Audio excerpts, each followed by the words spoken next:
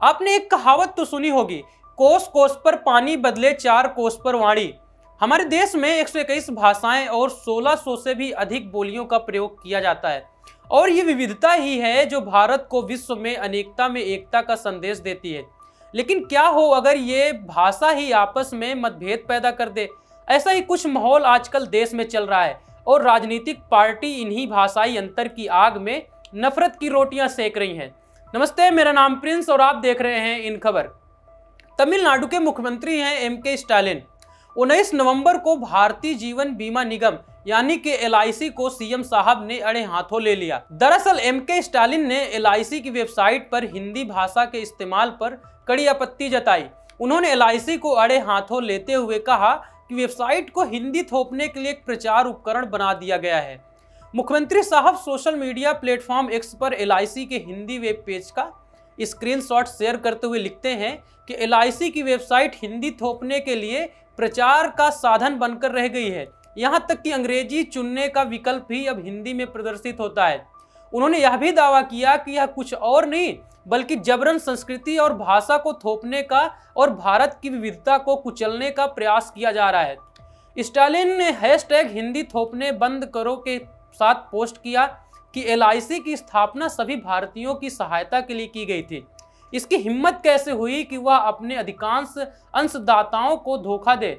हम इस भाषाई अत्याचार को तत्काल वापस लेने की मांग करते हैं।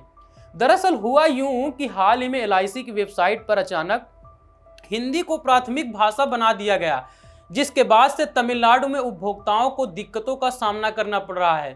साथ ही अंग्रेजी विकल्प भी हिंदी में प्रदर्शित हो रहा है, जिससे लोगों में नाराजगी बढ़ गई है और इन्हीं कारणों से मुख्यमंत्री एम.के. स्टालिन ने इस पर तीखी प्रतिक्रिया देते हुए इसे हिंदी थोपने का प्रोपेगेंडा कहा और इसे तुरंत वापस लेने की मांग भी की।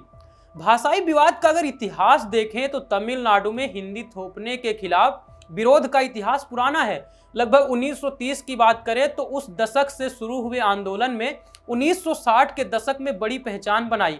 यही विरोध द्रविड़ मुनेत्र कड़गम यानी कि DMK को सत्ता में लाने का मुख्य कारण भी बना। हालांकि तत्कालीन प्रधानमंत्री जवाहरलाल नेहरू ने यह आश्वासन दिया था कि जब तक गैर हिंदी भाषी राज्य सहमत नहीं होंगे, अंग्रेजी को संपर्क भाषा के रूप में जारी रखा जाएगा। वहीं पिछले साल मार्च की बात करें तो भारत के खाद्य सुरक्षा प्राधिकरण ने दही को दही के रूप में लेबल करने का निर्देश दिया था, जिसे तमिलनाडु में हिंदी थोपने का प्रयास के रूप में देखा गया।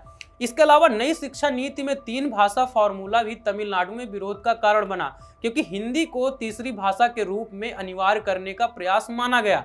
वहीं अब इस पूरे मामले पर LIC का स्पष्टीकरण भी सामने आया है। LIC ने विवाद को शांत करने के लिए बयान जारी कर कहा है कि हमारी वेबसाइट पर भाषा स्विच न होने की तकनीकी समस्या थी, जिसे अब ठीक कर दिया गया है। अब सवाल ये है कि जो लोग हिंदी को राष्ट्रीय भाषा मानने की मांग करते हैं, मनाने की मांग करते हैं, क्या वर्तमान की स्थिति को देखते हुए संभव हो पाएगा क्या? हमें कमेंट बॉक्स पर जरूर बताएं। धन्यवाद।